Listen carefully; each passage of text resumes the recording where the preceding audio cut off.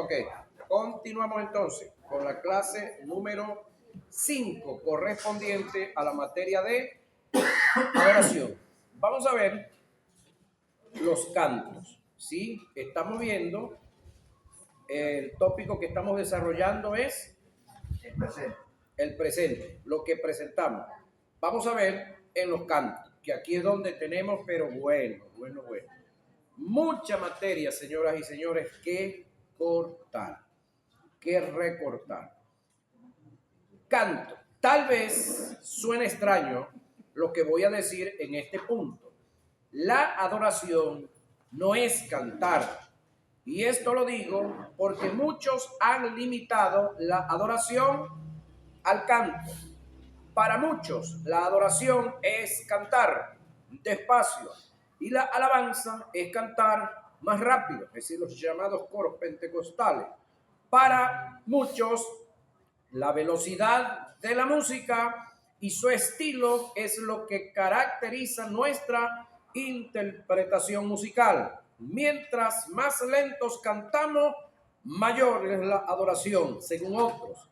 La adoración no tiene nada que ver con el estilo, el volumen, el ritmo de la canción o la melodía. El canto es uno de los elementos que se me dio para expresar, oiga, la adoración, pero no es el único. De no, ¿cómo adoran los que no cantan? Por no tener talentos musicales, y aún los que están limitados fonéticamente. Tal vez haya gente que canten todos los domingos en el lugar donde se congregan, pero nunca han adorado a Dios. Yo no estoy diciendo que eso pasa aquí. En una congregación donde entonaban cánticos, ok, no había pasado por aquí, a Dios, había una anciana imposibilitada de oír y de hablar, sordamuda. Y mientras todos cantaban, unánimes, ella solo dirigía sus miradas al cielo y levantaba sus manos en medio de la algarabía y balbuceo. Dios le dijo al pastor: mándalos a callar a todos, porque no me dejan oír y observar la adoración que la anciana me está presentando. La adoración no se limita al canto. El canto es uno de los presentes que tenemos para expresar la adoración. Otra de las cosas que hay que corregir es la creencia que tenemos en nuestras congregaciones. Hay grupos selectos que son exclusivos para dirigir la adoración y que estos grupos se caracterizan por tener un ministerio para hacerlo. Señoras y señores, no existe ministerio de adoración. Amén. Amén. Que al que ministra adoración se le llame ministro, porque ministra, ok, sí, pero el término ministro, ¿alguien me lo recuerda? Del griego es servidor, remero. de tercer grado. Amén. Lo más bajo que hay o que había en el área de la navegación. ¿Sí? No somos los grandotes. No, nada de eso. Todo el que se cree grande no es nada, porque el único grande es Dios. Amén. Amén. Que hay unos más altos que otros, ok, más altos sí, pero grandes no hay nadie. ¿Están aquí o se fueron? Amén. ¿Cuántos Espíritus Santos tienen los que cantan y los que tocan instrumentos? No hay más. ¿Sí? Ahora, es tan grave el error que puede estar, es tan grave el error, oiga, que puede estar toda la congregación ya reunida, ¿sí? Pero mientras no llegue el grupo o mientras falte uno en el grupo, le añado yo acá, no se puede comenzar la adoración, porque falta ¿quién? El retrasado para llegar, ¿no? O el retardado. el que se levanta tarde, el que no planchó el día antes y entonces se puso a planchar el mismo día para venir el mismo día. Y de paso se le fue la luz. Ajá. Cuando se le vaya la luz, o en los sitios donde se vaya mucho la luz, hay una forma de planchar, sobre todo los jeans. ¿Sabe a dónde y cómo? No. Dobladitos, como se dobla el jean, que no se dobla igual que el de vestir, abajo del colchón. Se las enseño. Ahí plancho lo mismo. Es tan grave el error que puede estar toda la congregación reunida, pero mientras no llegue el grupo, no se puede comenzar la adoración, porque ellos son exclusivos. Para eso es cierto que en el antiguo pacto Dios escogió a la tribu de Judá para la adoración y a la tribu de Leví para ejercer el sacerdocio. Pero eso fue allá. En el nuevo pacto, todos somos llamados a ministrar adoración. Somos reyes y sacerdotes. Amén. Por causa de Cristo Jesús. Amén. ¿Sí? Ahora, si llegan tarde, que se sienten.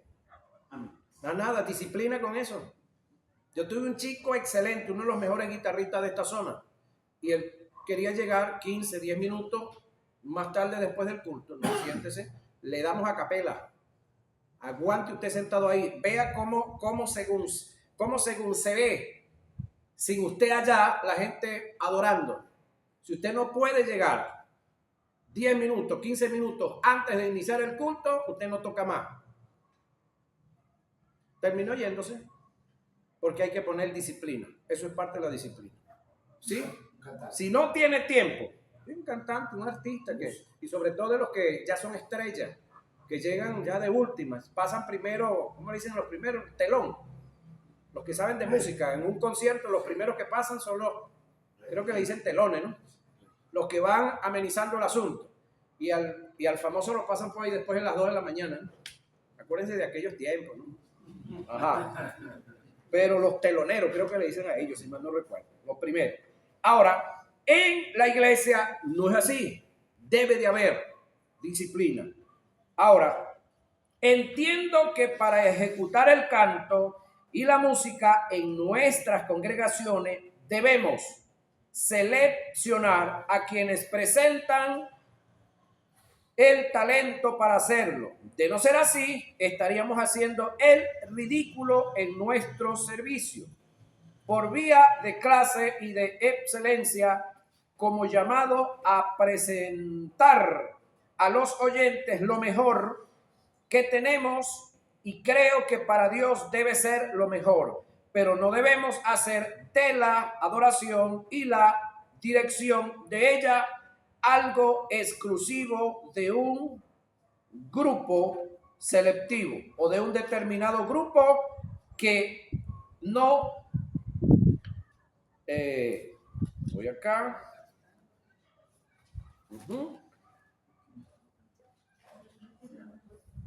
Que cuando que cantando adora, ¿sí?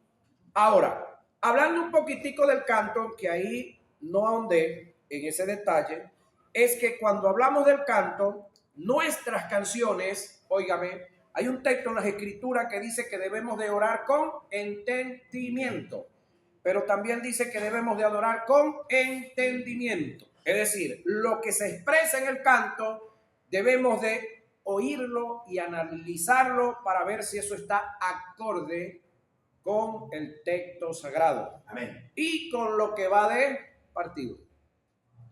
Una canción muy bonita, no sé si usted la ha oído, si aquí la han cantado alguna vez, que dice, yo no soy muy bueno cantando yo. Señor, llévame a tus atrios, al lugar, al santo, allá en el partido viejo, en el, ¿cómo se llama esto?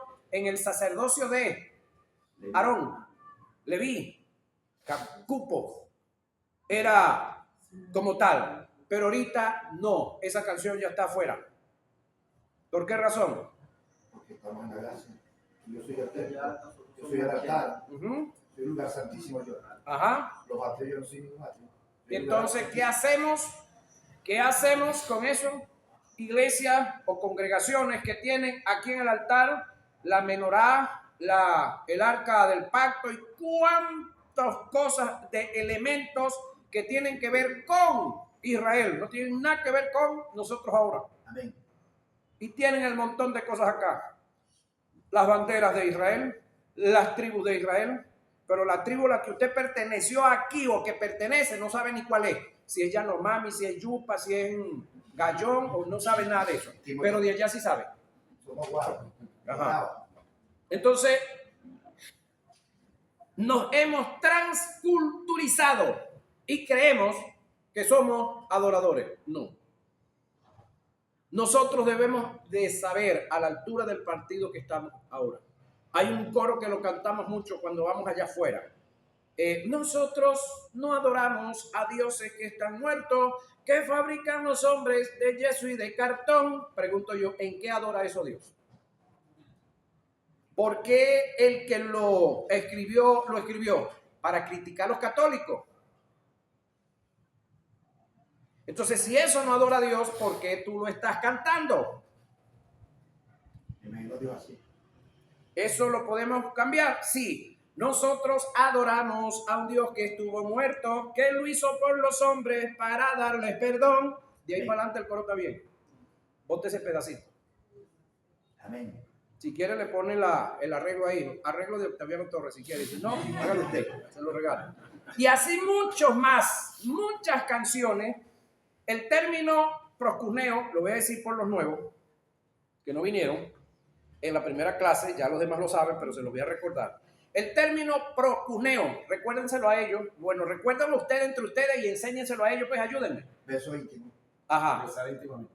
Besar íntimamente es el término proscuneo. Ahora pregunto yo, Angelito no va a responder esto. ¿Saben todos los demás que están aquí, se recuerdan alguna vez que besaron íntimamente?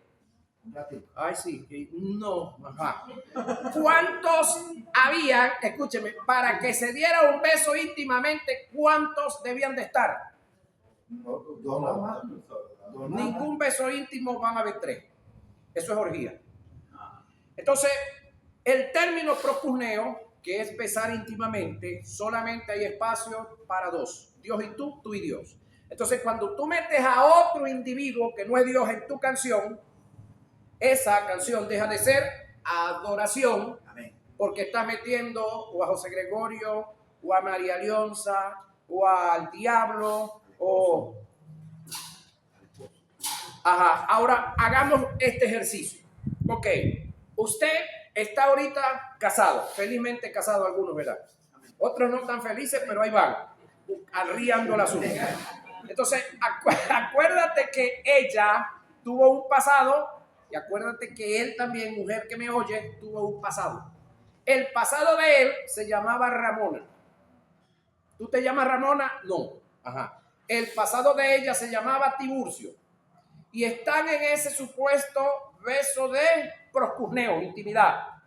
Y por la boca de ella se sale... Tiburcio. ¿Tú te llamas Tiburcio? No. ¿Qué crees tú que va a pasar internamente en tu mente ahí? La ahorcamos. Ajá. Y viceversa. Están en ese momento y entonces a él se le sale el nombre. Ramona. ¿Tú te llamas Ramona? No, la comadre. ¿Qué pasaría? Se rompe la Intimidad. Ajá. Y entonces, si yo estoy supuestamente con Dios en un momento de intimidad y le estoy cantando a Él, al Dios Padre, al Dios Hijo y al Dios Espíritu Santo, y meto a otro o a otra, porque no es que Él se mete de salido, no es que yo lo meto, ¿eso sigue siendo adoración? No. Entonces, tenemos problemas con todas las canciones, no con todas, pero con la mayoría de las canciones que tenemos. ¿Qué vamos a tener que hacer? Escribirlas. Y después sentarnos a analizarlas y a corregirlas, las que se puedan corregir. Y si no, deje que la Biblia se cumpla. Cántico nuevo. Amén. Comiencen a escribir las canciones ustedes. Amén. Amén. Amén. Amén. Hay que votar el disgusto. Muchas cuestiones de todos estos individuos. Es más, gran parte de estos chicos que andan en las tarimas cantando, antes de subir a la tarima, aquí en este hueco, polvo blanco, y para la tarima cantar, si usted no lo sabía. De ahí de la tarima salen a los hoteles, de donde estaban con sus amantes, porque muchos de ellos fueron del mundo de la música inconversa, y como ya se quemaron para efectos del mundo, alguien les dijo, váyanse a cantarle a los evangélicos, que esos son chéveres, esos los aplauden. Entonces, y nosotros cuando un artista de eso se convierte a Cristo, nos alegramos tanto, y entonces lo paseamos por todos lados, como pasearon a José Luis Rodríguez, recién convertido, que no se afirmó nunca el evangelio, porque nunca lo sentaron para enseñarlo, para discipularlo y disciplinarlo a él y a Lila Morillo, y por eso tenemos la desgracia de matrimonio en la que terminaron. Amén.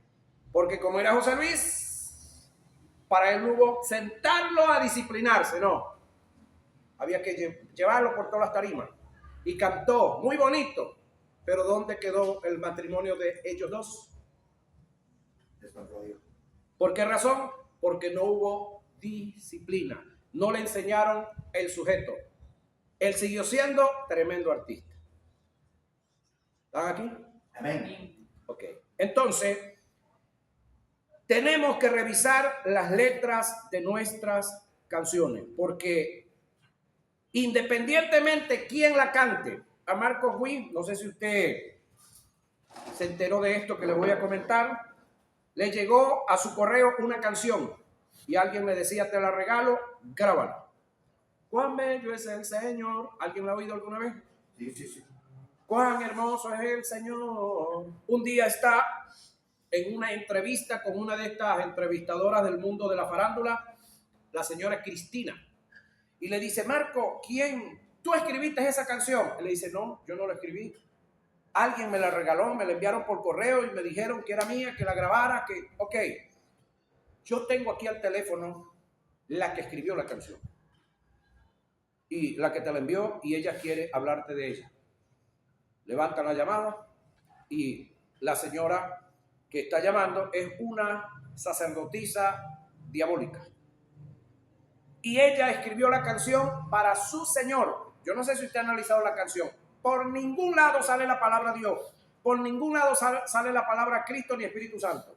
El tema es cuán bello es el Señor, cuán hermoso es el Señor, cuán bello es el Señor, varias cositas más ahí. No hay más nada que eso. Y ella le dijo, yo se la escribí al diablo. Y tú le estás cantando.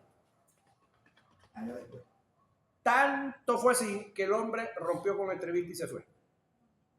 Yo no la vi, es lo que me cuenta. Ya va, porque no la modifica. La canción es fea, está muy chévere, pero ya va, ¿dónde está Dios ahí? ¿Sí? Ok. Entonces, vayan analizando, señoras y señores. Vayan revisando nuestras canciones. Como maestro, dice el que escribe la guía, que no soy yo, soy tan cuidadoso, y aquí el liderato debe estar pendiente de esto, en lo que hacemos en nuestras congregaciones. Vamos, líderes, que paso a ser exigente, líder de adoración, esto va contigo. En el tiempo que estuve pastoreando, él se refería como pastor, pero no deja de ser el líder de adoración, un pastor de ese grupo, en cuanto al orden. Toda persona que iba a participar del canto para expresar a Dios su adoración, si no lo conocía, esos paracaidistas que llegan por ahí y dicen, Dios me dio una canción, Dios me dio una predicación para esta iglesia, un tema, ok. Si él no lo conocía en lo personal, primero tenía el individuo que cantarme a mí lo que iba a entonar a Dios. De esta manera, oiga, evité llevar al púlpito a personas que tenían orejas, pero no tenían oído musical. Evité que se entonaran cantos cuyas composiciones contenían las más grandes herejías. Para machacar la cabeza al diablo, que necesita el poder de Dios. Ah, pero como la canta Yuri, vamos a aplaudirla. Yuri. Se convirtió a Cristo, Yuri. Yo no niego que se convirtió a Cristo, pero ¿quién la ha enseñado a ella sobre adoración? ¿Qué sabe esa señora de proscuneo? Creo que nada, por lo que ella canta. Y otros más. Evité llevar a personas que solamente presentan espectáculo y show, pero no tienen la menor idea lo que implica la adoración. Evité llevar a personas que no estaban capacitados y lo que querían era improvisar.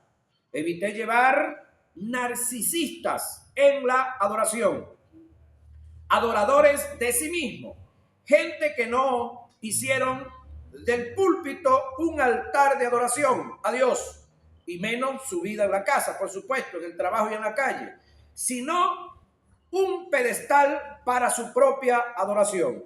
Evité llevar fisiculturistas que lo que querían era derrochar físico en el púlpito, los llamados galanes o actrices de la adoración. Evité llevar adoradores de la adoración, gente que han hecho de la adoración un ídolo, idólatras. Evité llevar a gente con complejos de inferioridad y autodepreciación y baja estima. Una llaga podrida era mi vida. Navegando en el pecado tú me encontraste. ¿Te no lo escuchado? Esos campos por ahí. ¿Cómo está esa autoestima? ¿Cómo está esa autoestima? Wow. Ajá. Autodepreciación y baja estima. Que quisieron hacer de la adoración un medio para llamar la atención y hacerse sentir.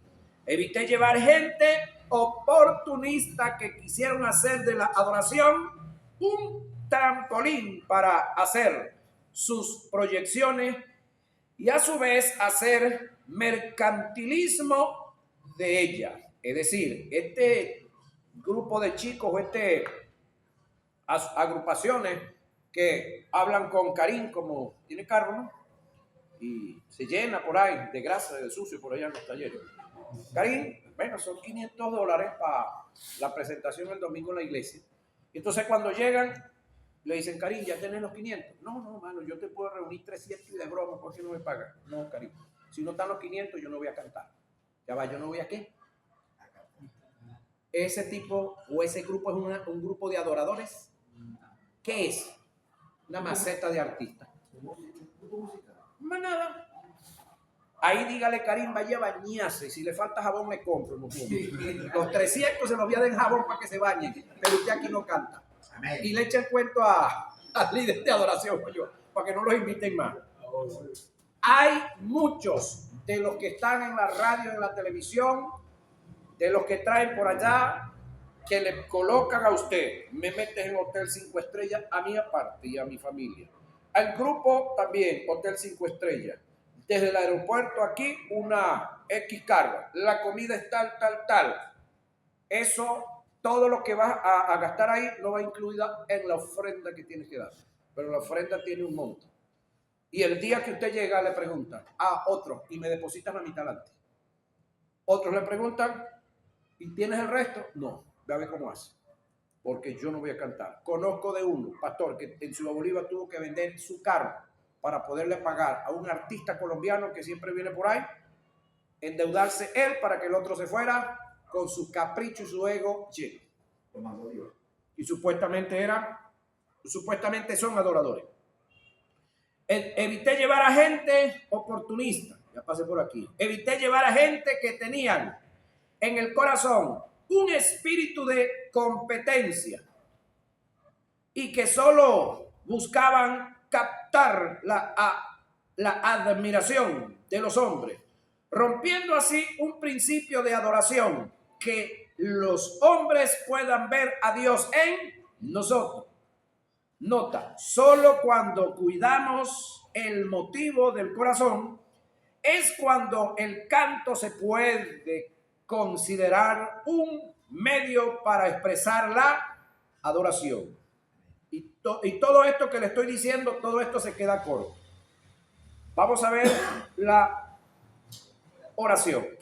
A través de la oración podemos expresar nuestras adoración, confesando todo el conocimiento que obtengamos de la naturaleza de Dios.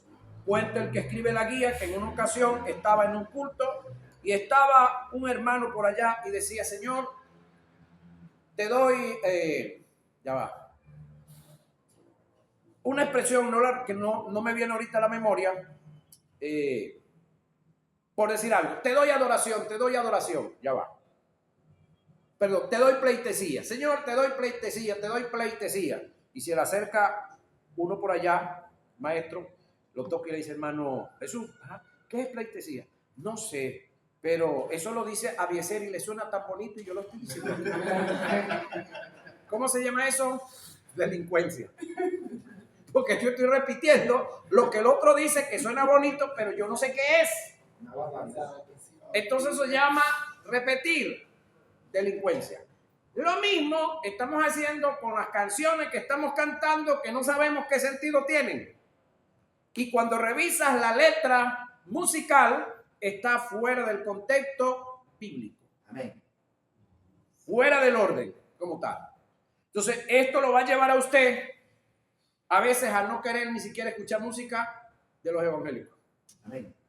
A veces como que tiene hasta más sentido, más normalidad la música secular.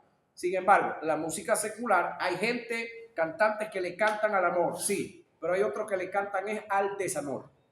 Y hacen esclavo a la gente y los ponen a llorar como unos tontos también. Ahí hay que cuidarse también. Ahora, en la oración, usted va a expresar de lo que está en la Biblia usted ha conocido. A través de la oración podemos manifestar el carácter de Dios, su grandeza, sus propiedades y virtudes, sus nombres redentivos y calificativos. Daniel 4, 34 y 37. Entonces es como esto. Usted le dice a Dios: Señor, tú eres eterno. Señor, tú eres eterno. Ok. El término eterno, ¿qué es? Un amigo mío en una ocasión estaba por allá enseñando y él dijo que lo eterno era lo que no tenía comienzo ni tenía final. No, eso no es lo eterno. Es otra de las propiedades de Dios, pero no es lo eterno, eso es lo infinito.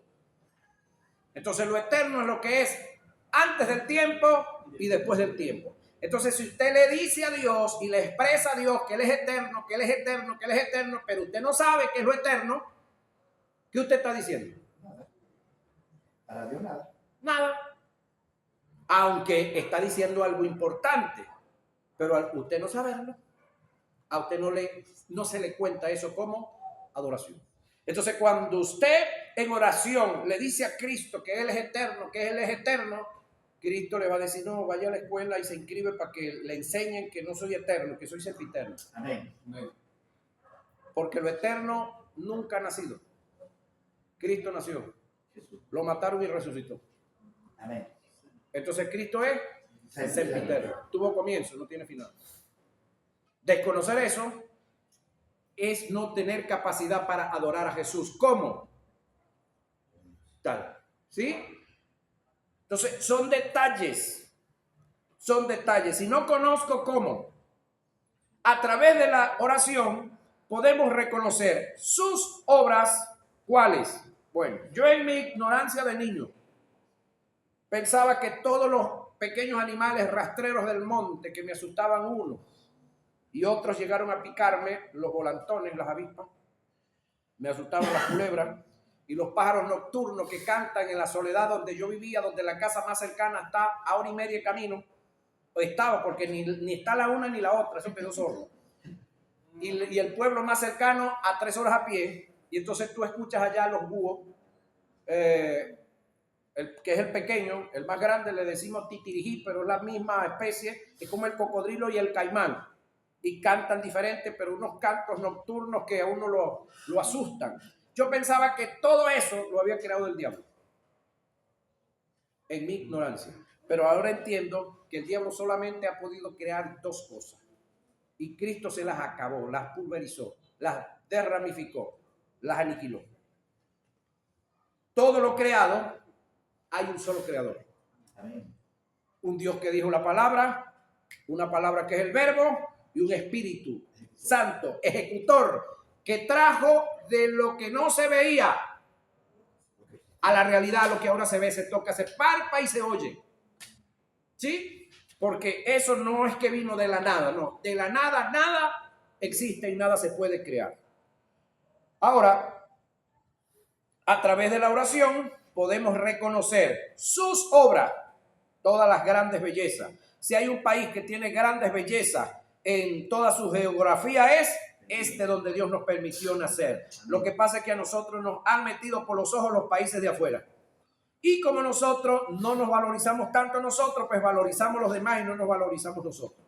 Su fidelidad, sus principios, su grandeza, su poder, su dominio, su autoridad. Si no conocemos todo esto, hermano, estamos bastante descalificados. Su señorío, por esta causa, oiga, es importante tener conocimiento de Dios para poder manifestar mi adoración a través de la oración. Mas al fin del tiempo, yo, Nabucodonosor, alcé mis ojos al cielo y mi razón me fue de vuelta. Y bendije al Altísimo y a la vez y glorifiqué al que vive para siempre, cuyo dominio, ¿sí? Cuyo dominio es sempiterno. Ya va. ¿Y por qué no es eterno? Es decir, el dominio de Dios, ¿por qué no es eterno? ¿Por qué es sempiterno? Porque hubo un tiempo en el que Dios era, existía, estaba, era, y no había nada. Y Él decidió crear de lo que no se veía todo lo que hay ahora. ¿Qué es lo primero que creó? Ángeles, arcángeles, querubines, serafines, criaturas celestiales y luzbeles. 6 especies. ¿Sí? El mundo cosmogónico. El mundo que fue creado en el tiempo Cairo, donde todo lo que se hace permanece, bueno y malo. Por esa razón es que el diablo no puede ser perdonado, primero porque en él nació la maldad y él la dejó aflorar. A él nadie lo engañó, nadie lo tentó, nadie lo sedujo. Pero entonces tenemos los ángeles caídos y tenemos los seres espirituales que él arrastró. Ellos fueron seducidos, fueron engañados. Ellos sí pueden ser perdonados. No, pecaron también en ese tiempo. Por esa razón no existe la aniquilación ni extinción de espíritus ni de almas. Viven y vivirán por los siglos de los siglos en la maldición donde se metieron. Gracias a Dios que usted y yo no nacimos ahí, oye, porque como tuviéramos... Gracias a Dios que sabe hacer las cosas, ¿verdad? Okay. Entonces, conocer esto nos lleva a ser adoradores. No conocer esto nos dificulta, señoras y señores, la adoración. Entonces, el reino que Dios ahora rige, domina, es sempiterno. Tuvo comienzo, pero no tiene fin. ¿Quién lo está reconociendo aquí? Un iraquí. En lo actual, en su tiempo, babilonio, Nabucodonosor, el emperador de su tiempo más grande de toda la historia, paisano de Abraham. Porque Abraham era ¿de dónde? Ur de los caldeos. Actualmente, Irak también. Eran paisanos. Entonces, este individuo llegó un momento en el que se ensoberbeció, se enalteció, y todo el que se enaltece va a comer polvo. Y él comió paja por 7 años. Le crecieron las uñas, el pelo como un animal, y anduvo en el monte sin razón, con su mente enajenada, hasta que al cabo de 7 años levantó su mirada al Todopoderoso, y el Todopoderoso lo restauró y lo volvió a colocar en su reino, y de paso con más poder, con más fuerza. Y todos los gobernadores permanecieron ahí, se los volvió a traer, todos los consejeros, nadie se burló de él. ¿Usted se imagina el violín que ese hombre tenía? ¿Quién lo criticó? ¿Sí? Ahora, y su reino es sempiterno, y su reino por todas las edades. Todos los habitantes de la tierra son considerados como nada. Y él hace según su voluntad en el ejercicio del cielo y en los habitantes de la tierra. Y no hay quien detenga su mano y le diga, ¿qué haces? En el mismo tiempo, mi razón me fue devuelta y la majestad de mi reino, mi dignidad y mi grandeza volvió a mí. Y mis gobernadores y mis consejeros me buscaron y fui restablecido en mi reino y mayor grandeza me fue añadida. Y ahora yo, Nabucodonosor, alabo, engrandezco y glorifico al Rey del cielo, porque todas sus obras son verdaderas y sus caminos justos. Y él puede humillar, oiga, a los que andan con soberbia. ¿Quién hace el registro? Daniel, capítulo 4, verso 34 al 37. Quien participó y quien vivió en ese reino. Quien fue llevado, primero fue invadido y luego llevado cautivo por 70 años. Hasta que entonces otro imperio vino y aplastó a este. ¿Cuál fue su otro imperio?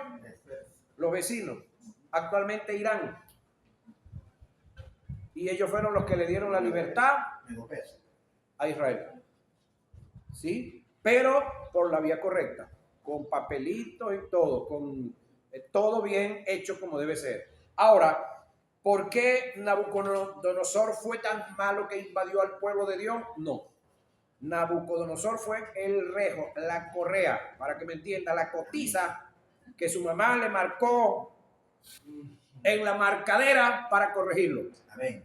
Porque nos aconsejaron y no le paramos. Yo recuerdo un día, estábamos jugando pelota por allá y mi mamá me mandó a buscar leña y yo le dije, ¿cuánto hay para eso? Ah, ya te voy a decir. Y me dijo, no, hombre, cuando dijo así salí yo pirado.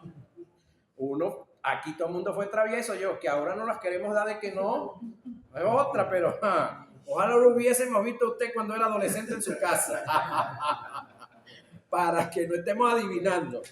Ahora, cada uno ha tenido su travesura y entonces papá y mamá tuvieron que valerse de algunos elementos. ¿Sí?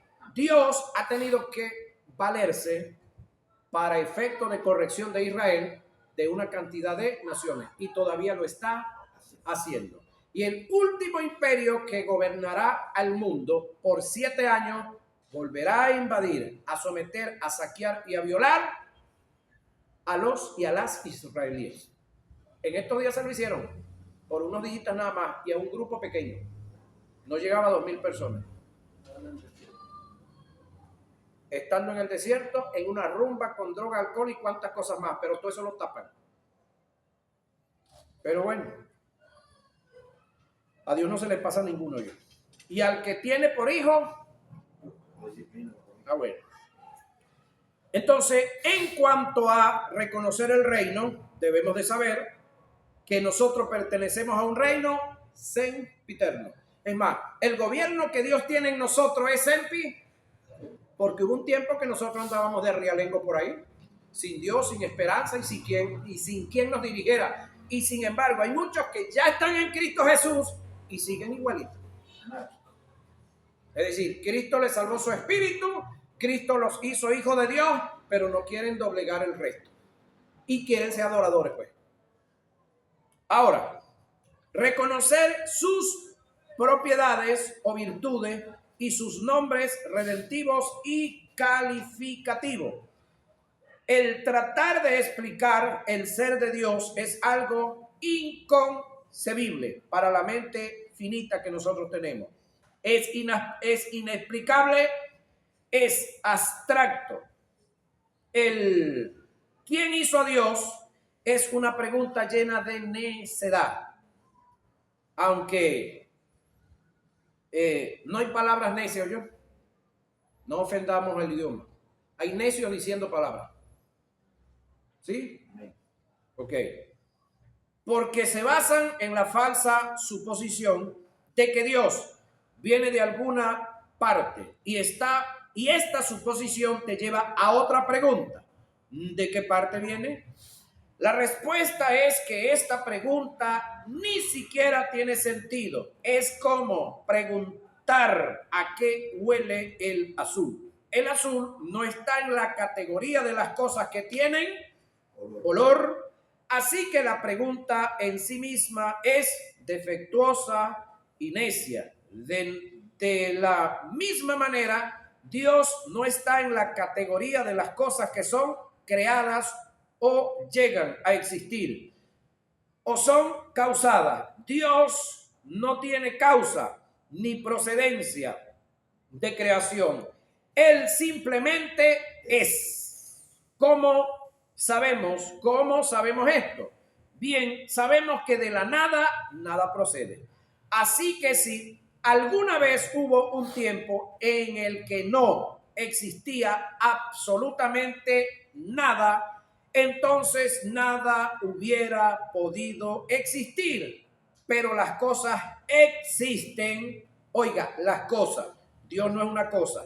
Por lo tanto, puesto que nunca pudo haber habido absolutamente nada, de la nada, algo tuvo que haber, ser o estar siempre antes de la nada, para que de la nada, en su ser, hacer, las cosas que existen, este ser, las cosas que existen, es este ser que ha sido y ha estado por la eternidad antes de la nada, es a quien llamamos Dios.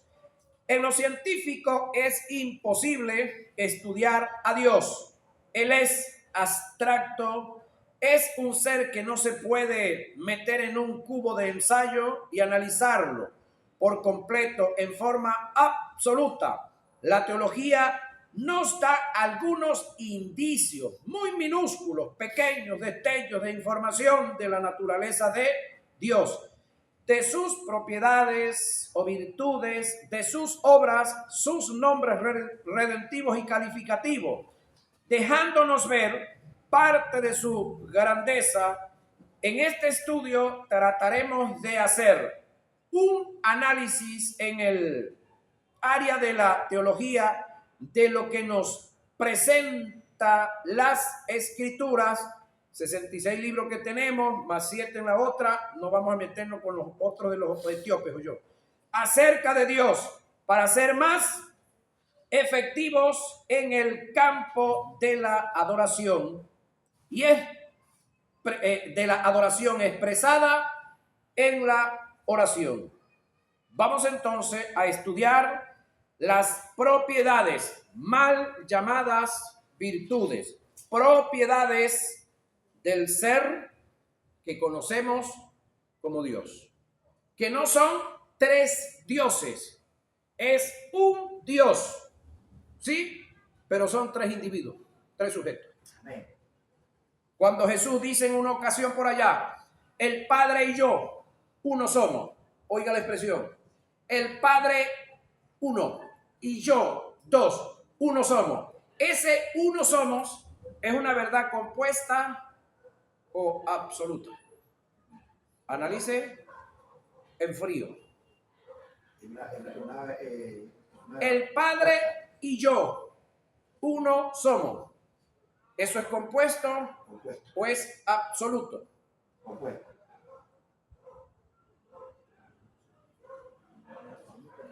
Si es el verbo que está hablando, no debe de decir el Padre.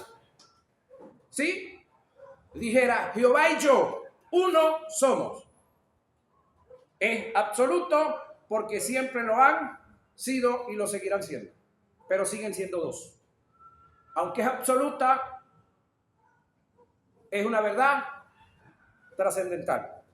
Pero cuando Jesús dice el Padre y yo, ya se refiere al Padre, ya es Jesús. uno somos, es compuesta porque hubo un tiempo en el que Jesús no era. Y esa verdad se compuso un día. ¿Cuándo se compuso esa verdad? Cuando Él viene a la existencia, según el calendario que nos maneja en esta parte del mundo, hace 2025 años.